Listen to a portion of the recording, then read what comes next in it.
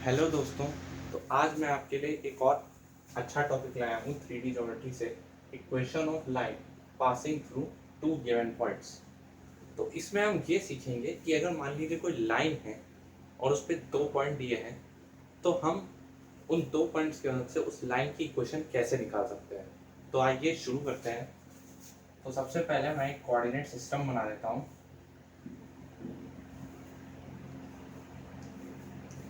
X axis, Y axis, Z axis, और यहाँ पे मैंने दो पॉइंट्स ले लिए, एक पॉइंट ए, एक पॉइंट बी, और इन दोनों से एक लाइन पास कर।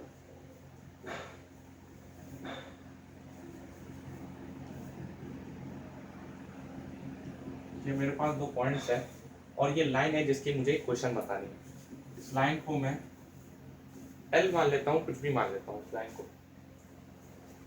यहाँ मैंने ओरिजिन से इन दोनों पॉइंट्स को ज्वाइन कर दिया।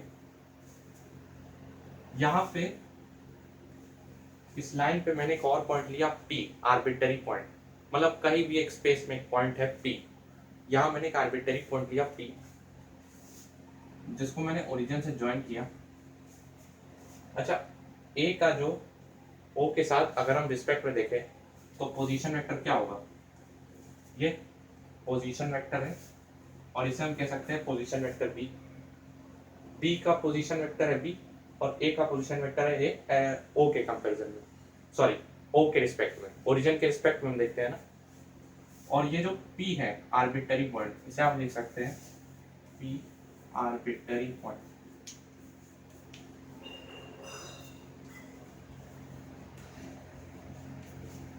इसका हमारी इस मतलब इन दोनों पॉइंट से कोई लेना देना नहीं, मतलब A और B से।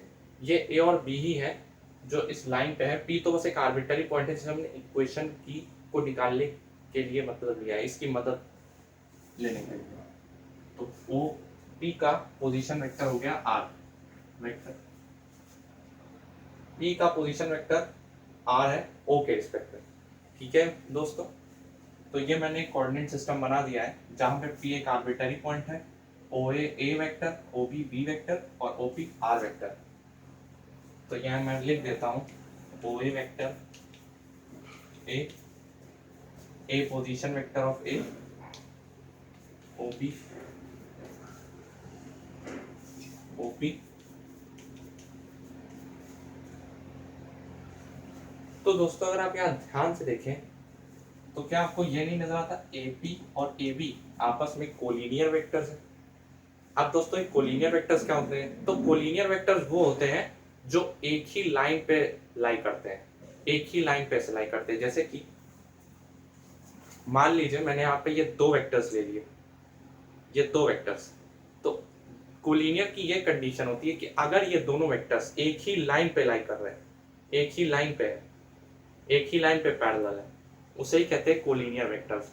अब चाहे इनका मैग्नीट्यूड जो भी हो, डायरेक्शन जो भी हो, आप इसे ऐसे भी देख सकते हैं या फिर इसे ऐसे भी देख सकते हैं, ऐसे भी देख सकते हैं। मतलब डायरेक्शन से कोई फर्क नहीं पड़ता, चाहे ऐसे डायरेक्शन हो, चाहे ऐसे हो या चाहे ऐसे हो।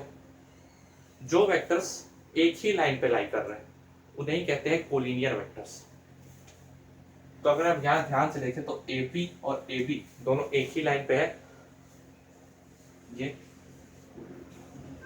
और ये कोलिनियर वेक्टर कंडीशन है। जो वेक्टर सेम लाइन पे लाई कर रहे हो, सेम लाइन पे हो, उसे कहते हैं कोलिनियर वेक्टर। तो यहाँ पे ध्यान से देखिए AP और AB दोनों सेम ही लाइन पे तो लाई कर रहे हैं। तो क्या मैं यह लिख सकता हूं since AP and AB are collinear vectors,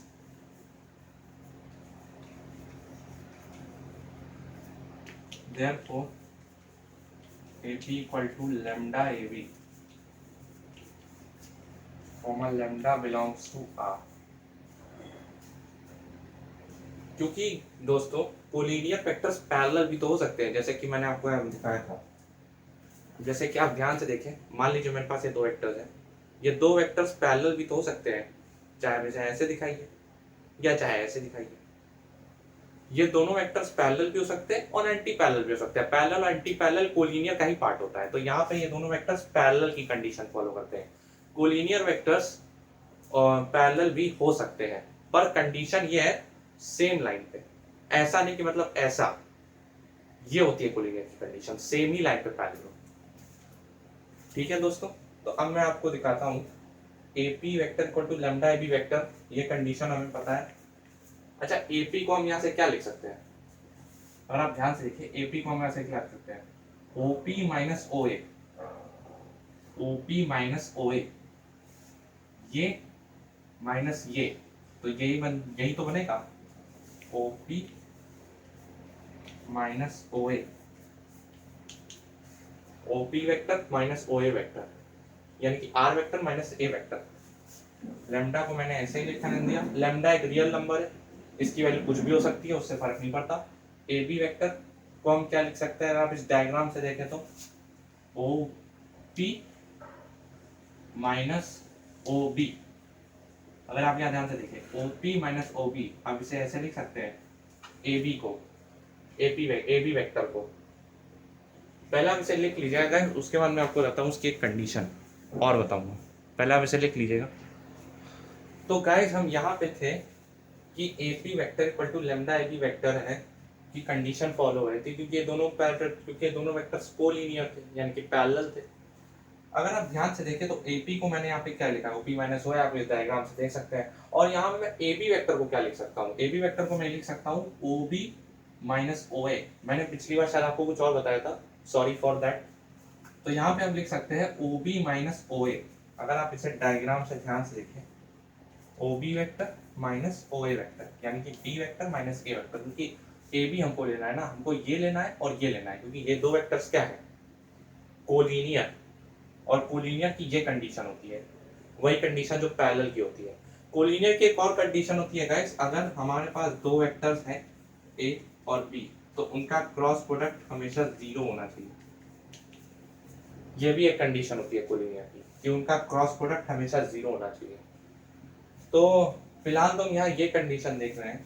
तो अगर मैं OP वेक्टर को ऐसे लिखूं, R vector minus A vector equal to lambda OB minus OA, यानी कि OB कितना है? B वेक्टर, OB OA है A वेक्टर। ठीक है दोस्तों, तो पहले आप इतना लिख लीजिए, उसके बाद मैं आगे सॉल्व करूंगा।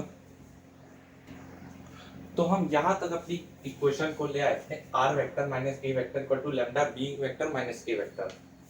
तो अगर मैं ऐसे लिखूं R vector equal to A vector को मैं उस साइड ले गया, तो ये प्लस हो जाएगा, plus lambda B minus A vector, and this is the equation of a line passing through 2 points. अभी मैं इसकी कार्टेशियन फॉर्म नहीं बताऊंगा, ये है vector form. This is the vector form of this equation. अगर आप यार ध्यान से देखें तो ये जो लाइन की मैंने इक्वेशन निकाली है, इस लाइन का हर पॉइंट इस इक्वेशन को सेटिस्फाई करेगा किसी भी वैल्यू ऑफ लैम्डा के लिए। मान लीजिए आप इस लाइन पे AB पॉइंट्स का ले, कोई और पॉइंट ले ले, C ले ले, D ले ले, तो हर वो पॉइंट इस इक्वेशन को सेटिस्फाई करेगा किसी भी वैल्यू ऑफ लैम्डा के लिए। Every point on this line satisfies this equation for any value of lambda. ठीक है दोस्तों, तो ये हो गई वेक्टर फॉर्म ऑफ इक्वेशन। अब हम चलते हैं कार्टेशियन फॉर्म पे।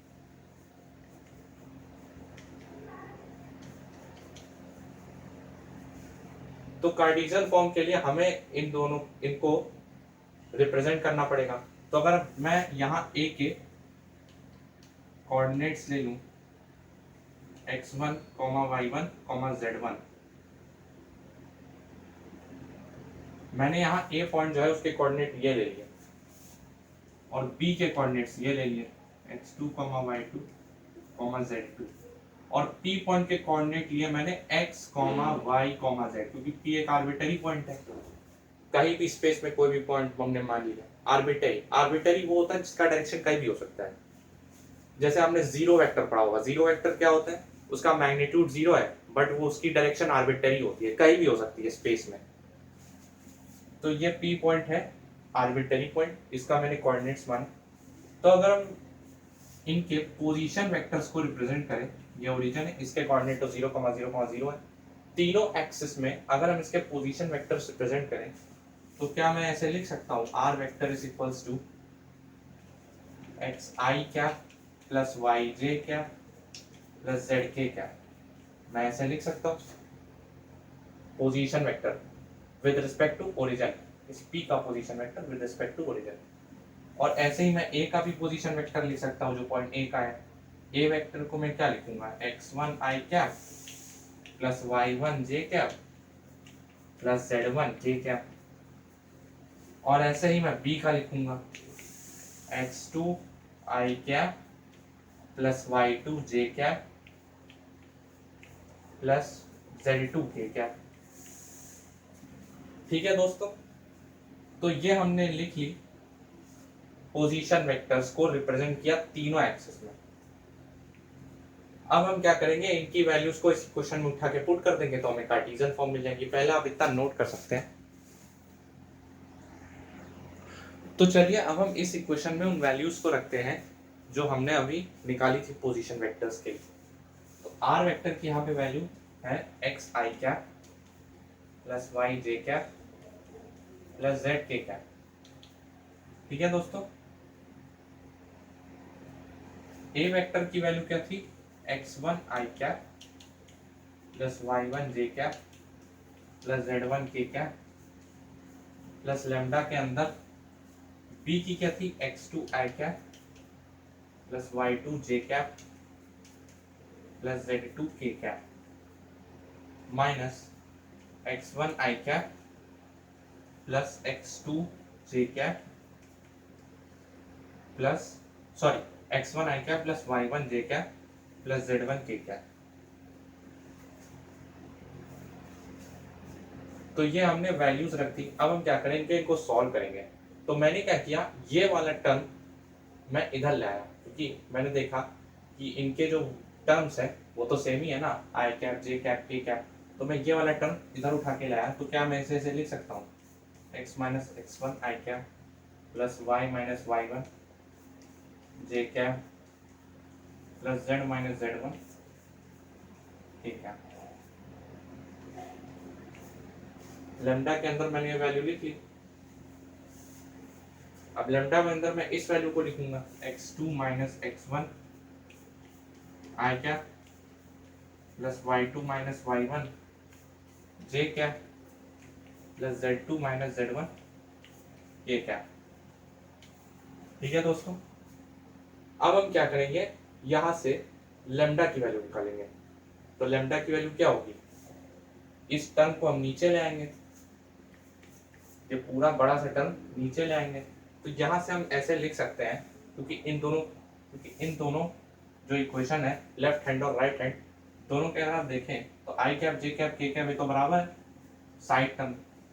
तो हम इसे क्या लिख सकते हैं, x minus x1 upon x2 minus x1 is equals to y minus y1 upon y2 minus y1 equal to z minus z1 upon z2 minus z1 equals to lambda.